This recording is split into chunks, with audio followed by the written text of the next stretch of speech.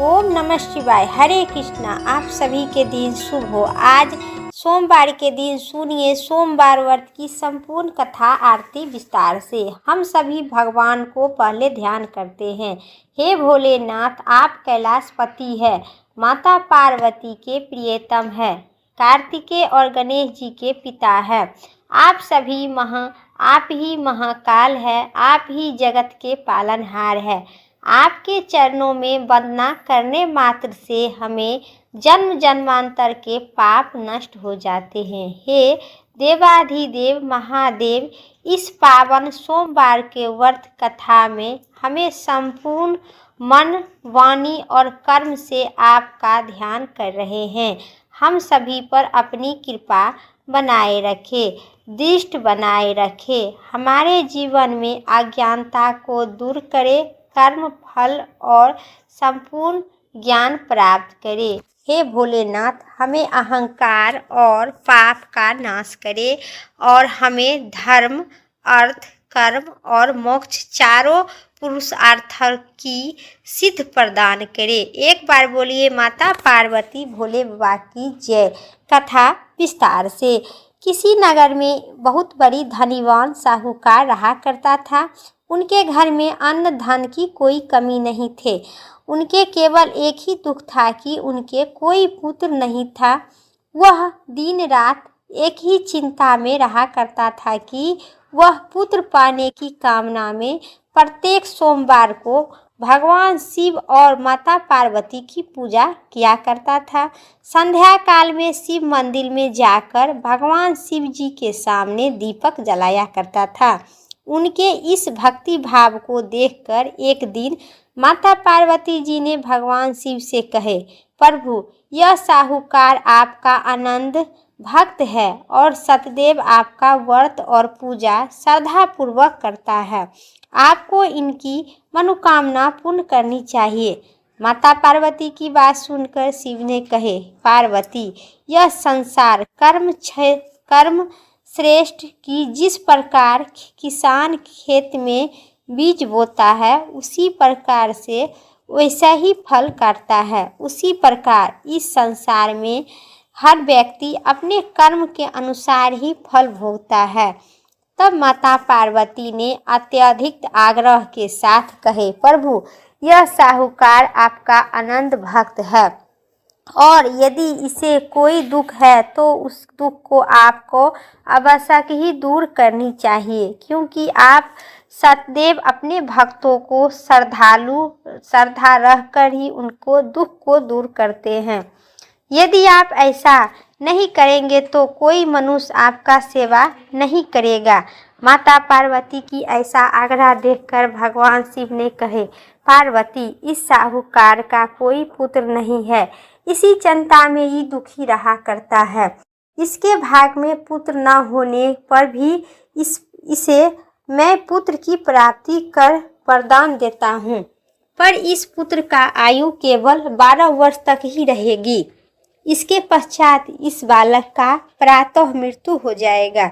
इसके लिए इससे अधिक मैं अब कुछ नहीं कर सकता हूँ। यह सारा वार्तालाप साहूकार न सुन रहा था। इससे उसे न तो कोई प्रसन्नता हुई और न कोई दुख हुआ। वह पहले की ही तरह भगवान शिव जी का व्रत और पूजा करता रहा। कुछ समय बीतने पर साहूकार की स्त्री गर्भवती हुई और 10वें महीने में उसे एक अति सुंदर पुत्र का प्राप्ति हुआ। साहूकार के घर में बहुत सी खुशी मनाई गई।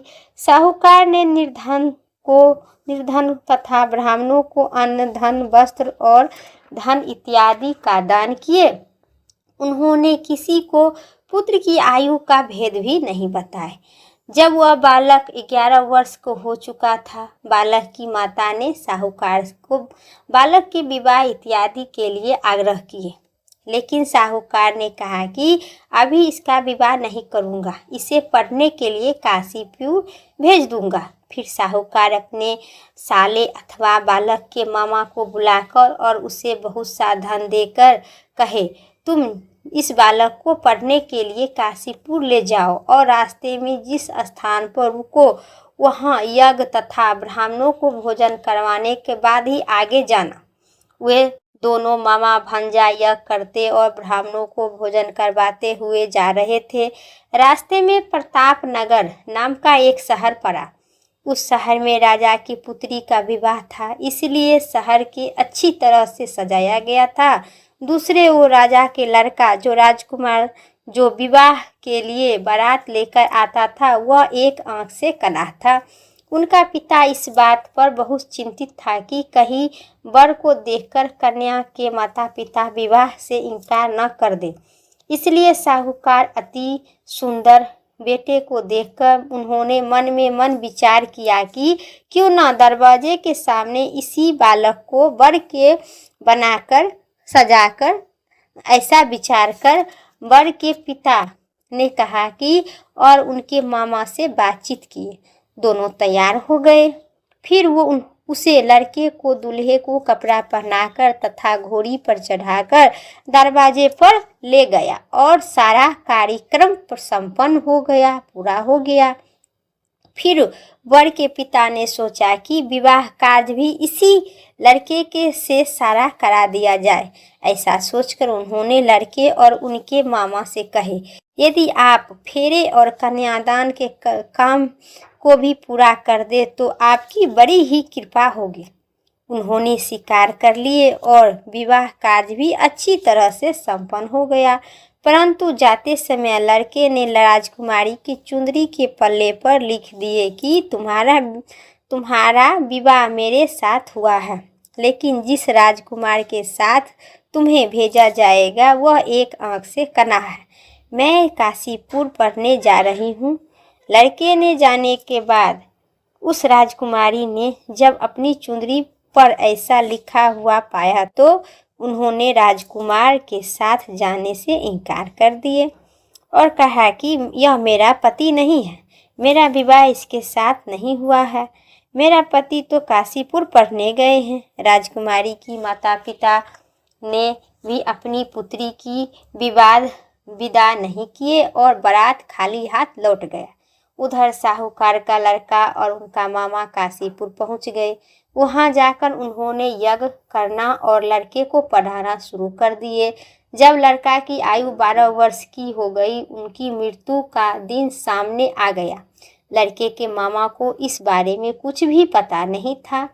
उस दिन उन्होंने यज्ञ आयोजन की कार्यक्रम शुरू कर दिए थे। लड़के ने अपने मामा से कहा, मामा जी आज मुझे तबीयत ठीक नहीं लग रही है। मामा ने कहे, अंदर जाकर सो जा। लड़के अंदर जाकर सो गया। थोड़ी देर बाद उनके प्राण निकल गए। यज्ञ के बीच जब उनके मामा ने आकर देखा कि उनका मृत अवस्था में पड़े थे, उन्होंने बहुत ही दुखी हुआ। उन्होंने यज्ञ का कार्यक्रम अधूरा रह जाने के डर से किसी को कुछ नहीं कहे और नहीं सुने। फिर यज्ञ का कार्यक्रम संपन्न कर दिए। ब्राह्मणों को भोजन करवाकर दक्षिणा देकर ब्राह्मण चल जाने के बाद उन्होंने मामा रोना पीटना आरंभ कर दिए। संयोग से उसी समय शिव माता पार्वती उधर से जा रहे थे। जब उन्होंने जोर जोर से रोने की आवाज़ सुनी तो माता पार्वती ने भगवान शंकर से कहे, प्रभु कोई दुखिया रो रहा है, उनके कष्ट को दूर कर देना चाहिए। जब माता पार्वती ने उनके सामने जाकर देखा तो वह एक लड़का मृत पड़ा था। पार्वती जी बोली, प्रभु यह तो ज्वालापुर के साहूकार का लड़का है जो आपके वरदान से उत्पन्न हुआ था। शिव जी ने बोले, हाँ पार्वती, इसकी आयु इतनी ही थी, आयु पूरी हो जाने के कारण यह मर गया है। तब माता पार्वती ने कहे, प्रभु आप इस बालक को आयु बढ़ा दीजिए, नहीं तो इनके माता पिता तड़प तड़प कर मर जाएंगे। माता पार्वती बार बार आग्रह करने पर भगवान शिव ने उनका जीवित कर दिए और शिव जी की कृपा से लड़का ओम नमः शिवाय कहते हुए उठकर बैठ गया। भगवान शिव और माता पार्वती कैलाश पर चल गए। तब लड़का और उनका मामा उसी यज्ञ करते तथा ब्राह्मणों को भोजन करवाते हुए अपने घर चल दिए। रास्ते में प्रताप नगर पहुँचे और वहां आकर उन्होंने यज्ञ आरंभ कर दिए। जब वहाँ राजा उधर से गुजर रहे थे तो लड़के को तुरंत पहचान लिए और अपने महल ले जाकर दोनों को बहुत आदर सत्कार किए। साथ ही बहुत सा धन देकर, दौलत और आभूषण और वस्त्र देकर उन्होंने राजकुमारी के साथ विदा कर दिए। जब वे अपने शहर के निकट पहुँचे तो मामा ने कहा कि मैं पहले घर से जाकर सूचना दे आता हूँ। तब उनके मामा घर आकर पहुँचा और साहूकार और उनकी पत्नी की छत पर बैठे थे। उन्होंने कहा कि प्रण कर रहे थे कि यदि हमारा पुत्र सकुशल नहीं लौटेगा तो हम नीचे नहीं आएंगे, इसी छत पर से कूदकर अपने प्राण त्याग देंगे। इतने में उनके लड़के के मामा ने आकर बताया कि आपका पुत्र सकुशल आपस आ गया है। उनको विश्वास नहीं हुआ। तब मामा ने कहा, शपथ पूर्वक कह रही हूँ, आपका पुत्र अपनी स्त्री के साथ आ रहा है। तो अपनी पत्नी और संगी संबंधित के साथ नगर द्वार तक आ गए और आनंद के साथ उनका स्वागत किए कर उनके अपने घर ले गए और बड़े ही प्रसन्नता के साथ रहने लगे। इसी प्रकार जो व्यक्ति सोमवार का व्रत करेंगे और भगवान श्री माता पार्वती की पूजन करता है अथवा कथा पढ़ता है अथवा सुनता है, उनके सारे दुख दूर होते हैं और उनकी सभी मनोकामना पूर्ण होती है। सोमवार की दूसरी कथा विस्तार से। एक बार की बात है, माता पार्वती जी ने शिव जी को पति के रूप में प्राप्त करने के लिए घोर तप कर रहे थे। उन्होंने तप को देखकर देवताओं ने शिव जी से कहे, देवी को मनोकामना पूर्ण करने के लिए प्रार्थना किए। भगवान शिव जी ने माता पार्वती जी की परीक्षा लेने के लिए सत ऋषि को भेजे। सत ऋषि ने शिव जी को सैकड़ों अवगुण गिनाए, पर माता पार्वती जी ने महादेव जी को अलावा किसी और से विवाह करने का मंजूर नहीं किए थे। तब शंकर जी ने स्वयं पार्वती जी की परीक्षा लेने के लिए कठिन तप भगवान शंकर स्वयं प्रकट हो गए और माता पार्वती जी की वरदान देकर अंतर्ध्यान हुए। इतने में पार्वती माता जहाँ तप कर रहे थे वहीं पर पास ही में एक तालाब में आया। उसी तालाब में एक मगरमच्छ एक बालक के पकड़ लिया और प्रण मात्र से अपने कहा, जितना आप तप किए उस सब हमें दे दीजिए। फिर माता पार्वती ने प्रण मात्र से अपने दुख सुख को अनुभव करते हुए, यह नहीं, इनकी परीक्षा लेनी चाहिए के लिए मैंने ही लीला रची थी। अनेक रूपों में देखने वाला मैं ही हूँ, अनेक शरीरों में के अलावा निर्विकार मैं ही हूँ। अपना तप मुझे दे दो, इसलिए अब तप करने की कोई आवश्यकता नहीं है। देवी ने महादेव जी की प्रण कर प्रणाम किए और प्रसन्न मन से विदा किए। प्रेम से बोलिए, भगवान शंकर और माता पार्वती की जय। अब सुनिए सोमवार की तीसरी कथा विस्तार से। एक बार नारद जी ने भोलेनाथ जी की स्तुति करके पूछे, प्रभु आपको प्रसन्न करने के लिए सबसे उत्तम और दुर्लभ साधन क्या है? त्रिलोकनाथ आप कहिए। निष्भाव और निष्ठ कर्म से आप सहज की प्रसन्न हो जाते हैं। फिर भी मैं जानने को बड़ी ही इच्छा है, क्योंकि यह इच्छा कहे कि आपको मनुष्य किस प्रकार प्रसन्न करे। फिर महादेव जी की इच्छा, आपको क्या प्रिय है? तब शिव जी बोले, नारद जी वैसे तो मुझे भक्त के भाव सबसे प्रिय है, फिर भी आप पूछ रहे हैं तो मैं बताता हूँ। मुझे जल के साथ साथ बेलपत्र बहुत प्रिय है। जो अखंड बेलपत्र मुझे श्रद्धा से अर्पित करते हैं, मैं उन्हें अपने लोक स्थान देता हूँ।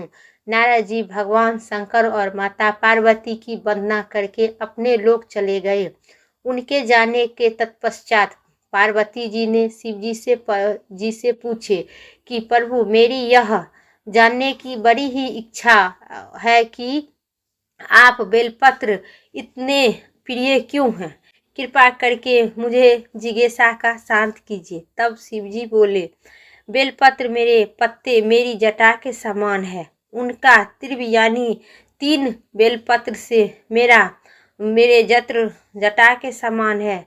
मेरे प्रसन्न करने के लिए भक्त को मेरा 3 बेलपत्र चढ़ाकर और पूजा करे, उनको स्वयं मेरा स्थान देंगे। और राम वेद है, शाखाओं समस्त शास्त्रों के स्वरूप है। बेलपत्र वृक्ष आप ही पृथ्वी है। कल्प वृक्ष समझने जो ब्रह्मा विष्णु और शिव स्वरूप है। हे पार्वती, स्वयं महालक्ष्मी जी ने शौल पर्वत पर बेल वृक्ष रूप में जन्म लिए थे। इसी कारण भी बेल का वृक्ष मेरे लिए अति प्रिय है। महालक्ष्मी जी ने बेल वृक्ष की रूप धारण किए। यह सुनकर पार्वती जी ने कौतूहल में पड़ गए और पार्वती जी ने कौतूहल से उपजित जिज्ञासा को रोक पाए। उन्होंने पूछा कि देवी लक्ष्मी आखिर बेल वृक्ष के रूप क्यों धारण किए? आप यह कथा विस्तार पूर्वक कहे। तब भोलेनाथ ने देवी पार्वती जी को कथा सुनाकर आरंभ किए। हे देवी, मैं इस कथा आपको कहता हूँ। आप मन प्रसन्न और चित्त से मेरा महालक्ष्मी और बेल वृक्ष की कहानी सुने। हे देवी, सतयुग में ज्योतिष रूप में मेरा ही अंश रामेश्वर लिंग था। ब्रह्मा इत्यादि देवों ने उनका विधिवत पूजा अर्चना किए थे। इसका परिणाम यह हुआ कि मेरे अनुग्रह से वाणी देवी सबकी प्रिय हो गए। भगवान विष्णु के सतत प्रिय हो गए। मेरे प्रभाव से भगवान केशव के मन में वास देवी किए। जितनी प्रीति उत्पन्न हुई स्वयं मैं ही हूँ, श्री लक्ष्मी जी को नहीं भाई। श्री लक्ष्मी देवी का श्री हरि की पति मन से कुछ दुर्लाभ पैदा हुआ। वह चित्त और मन चित्त से रुष्ट होकर छुप छुपाकर परम उत्तम श्री शौल पर्वत पर चली गई। वहां पर उन्होंने तप करने का निर्णय किए और उत्तम स्थान का संचय करने लगे। महालक्ष्मी जी ने उत्तम स्थान का निर्णय कर मेरे लिंग विग्रह की उग्र तपस्या प्रारंभ किए। उसी तपस्या से वहीं पर मैं ही हूँ। ब्रह्मा विष्णु और महेश के रूप में मैं ही शिव हूँ।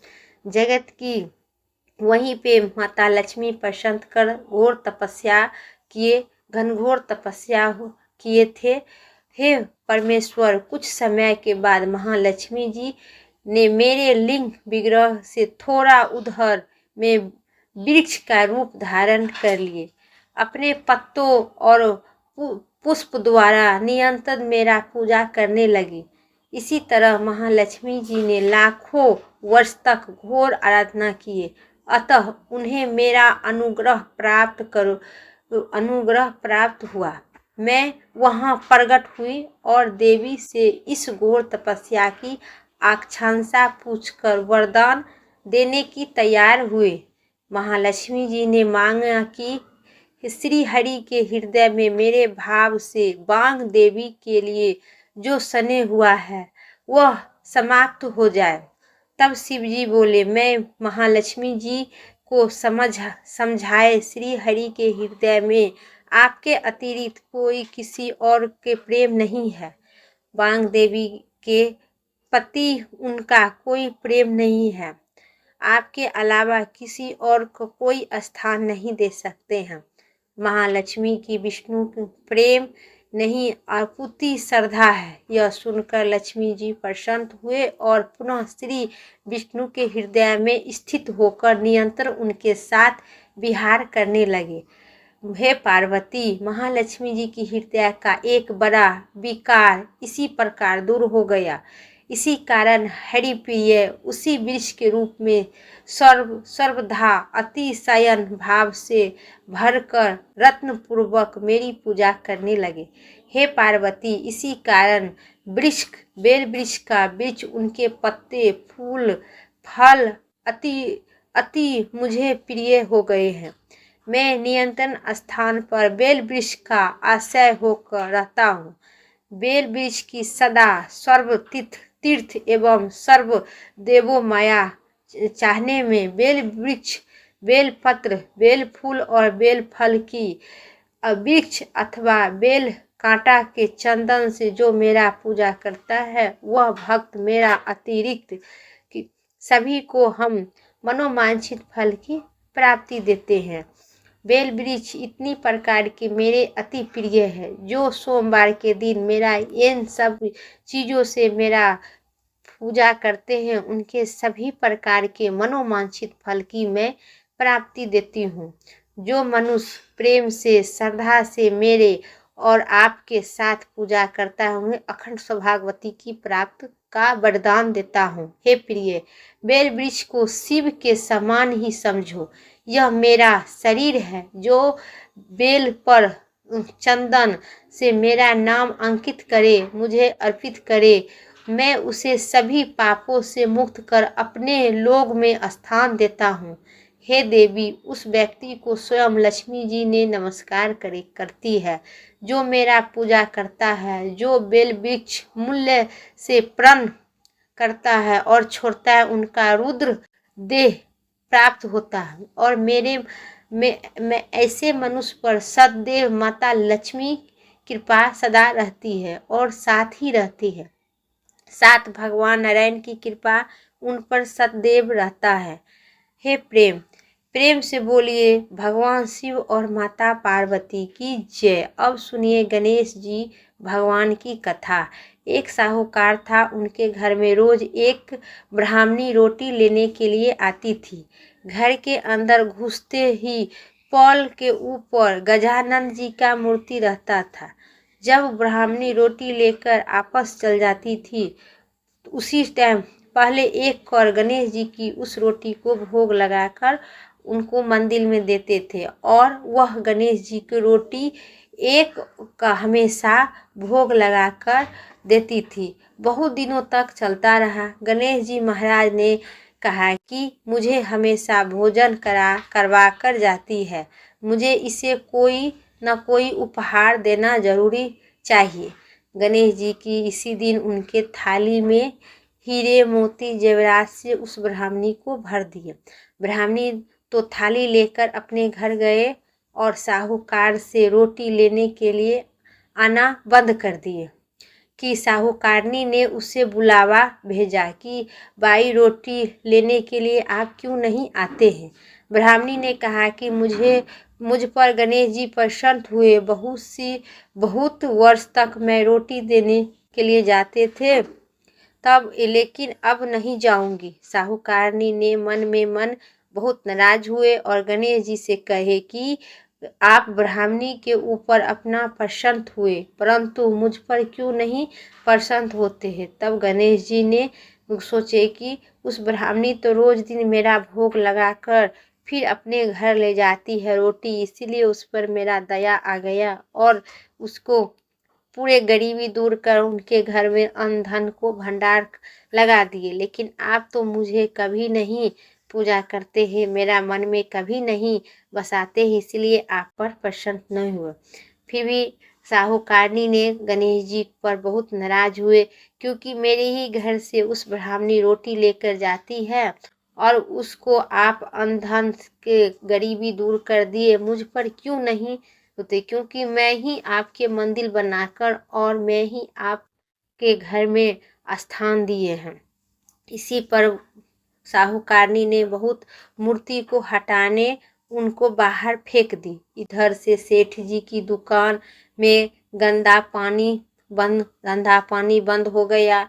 एक दिन सेठ जी ने नाराज पॉल के मंदिर पर सेठानी जी से पूछा, गणेश जी कहाँ गए हैं। तो साहूकारनी ने कहे कि ऐसे गणेश जी का क्या काम जो ब्राह्मणी पर प्रसन्न हुए लेकिन हमारे ऊपर नहीं प्रसन्न हुए, इसी कारण मैं गणेश जी को यहाँ से हटाकर फेंक दिए। तब सेठ जी ने कहा कि तुमने क्या किया, मेरा तो व्यापार और धंधा सब चला गया, बंद हो गया। गणेश जी तुमने कहाँ फेंकी है, जल्द ही बताओ, वह आपस लेकर आएंगे। साहूकार आपस से गणेश जी को लेने के लिए गए तो गणेश जी इतने भारी हो गए वे उठे नहीं। तो साहूकार ने कहे कि मेरे से क्या गलती हो गया गणेश जी, आप मुझ पर प्रसन्न क्यों नहीं होते हैं? क्यों, क्या हो गया? मुझे क्षमा करें। फिर भी गणेश जी नहीं उठे।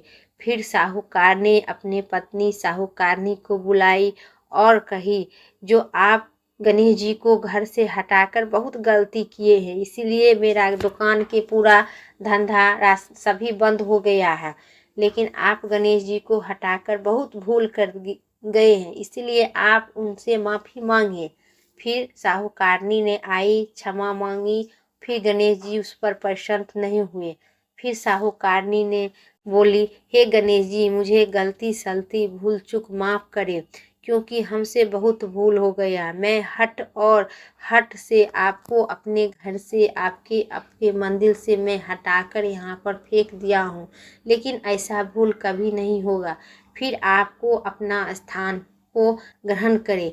गणेश जी की इस तरह से परी कहते हुए गणेश जी और भी भारी हो गए और कहा कि मैं चलूँगा, पहले साहूकारनी को बुलाकर यहाँ लाओ और मुझे माफ़ी मंगाओ, तब चलूँगा। और गणेश जी ने कहा कि मुझे हमेशा सवा सेर का चूरमा के भोजन करवाओ, तब चलूँगा। साहूकारनी को लेकर और उनसे माफ़ी मंगवाई और सवा सेर के चूरमा चढ़ाने की भरी।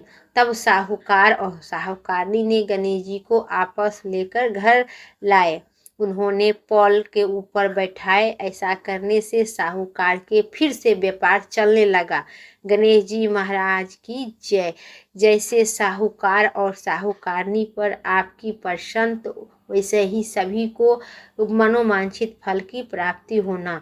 बोलिए गणेश जी महाराज की जय। अब सुनिए भोलेनाथ की आरती। शिव जी की आरती विस्तार से। ओम जय शिवी ओमकारा, स्वामी जय शिवी ओमकारा, ब्रह्मा विष्णु सदा शिवी अर्धांगी धारा। ओम जय शिवी ओमकारा, एकानंदी चतुरानंदी पंचानंदी राजे, हंसासन गुरुरासनि विश्ववाहनी साजे। ओम जय शिवी ओमकारा, दो भुजी चारि चतुरी भुजी, दस भुजी अति शोभे हो प्रभु, दस भुजी अति शोभे। त्रिभुवन रूपिणी रखता, त्रिभुवन जनि मोहे। ओम जय शिवी ओमकारा, अक्षिमाला वर्णिमाला मुंडमाला धारी, त्रिपुरारी संकारी करिमाला धारी। ओम जय शिवी ओमकारा, श्वेतांबरी पीतांबर बाघंबरी अंगे हो बाबा, बाघंबरी अंगे। सैनिकाधिक गरुराधिक भूतादिकी संगे। ओम जय शिवी ओमकारा, कर के मध्य कमंडल चक्र त्रिशूल धरिता, जगी करिता जगी भरिता, जग साहस करिता। ओम जय शिवी ओमकारा, ब्रह्मा विष्णु सदा शिव जानती अविवेका, परनाक्षरी में ए तीनों एका। ओम जय शिवी ओमकारा, पर्वत सोहे पार्वती शंकर कैलासा, भांग धतूरी के भोजन भस्मे बासा। ओम जय शिवी ओमकारा, जटा में बहती गंगा, गले मुंडी माला हो बाबा, गले मुंडी माला। शेषी नाग लिपटत है ओढ़ती मृग छाला। ओम जय शिवी ओमकारा, काशी में विराज विश्वनाथ नंदी ब्रह्मचारी, नीति उठ दर्शन पर्वत महिमा अति भारी। ओम जय शिवी ओमकारा त्रिभुवन स्वामी जी की आरती। जो कोई नैरी गावे कहति शिवानंद स्वामी मनुमांछित फल पावे। ओम जय शिवी ओमकारा स्वामी जय शिवी ओमकारा। भोले बाबा माता पार्वती की जय। आज मेरा सोमवार की कथा और आरती इतना ही तक था। उम्मीद करते हैं इस कथा अच्छी लगे तो लाइक कीजिएगा। चैनल पर नए हैं सब्सक्राइब करके कमेंट बॉक्स में भोले बाबा माता पार्वती पुत्र गणेश की जय जरूर लिखें। और इसी टाइप को इस चैनल पर आपको कथा मिलते रहेगी। फिर अगली वीडियो लेके आते हैं, तब तक के लिए हर हर महादेव। ओम नमः शिवाय।